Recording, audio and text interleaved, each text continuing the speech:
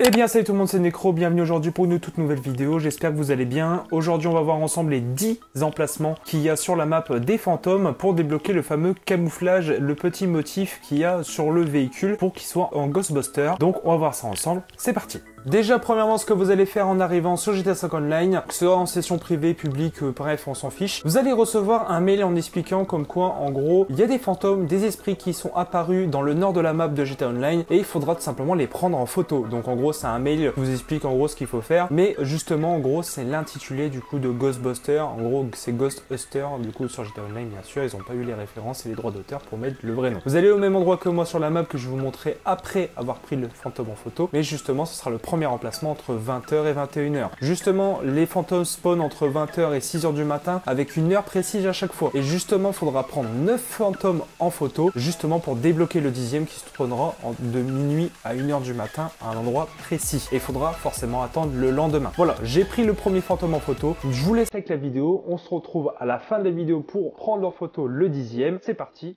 on se retrouve tout de suite.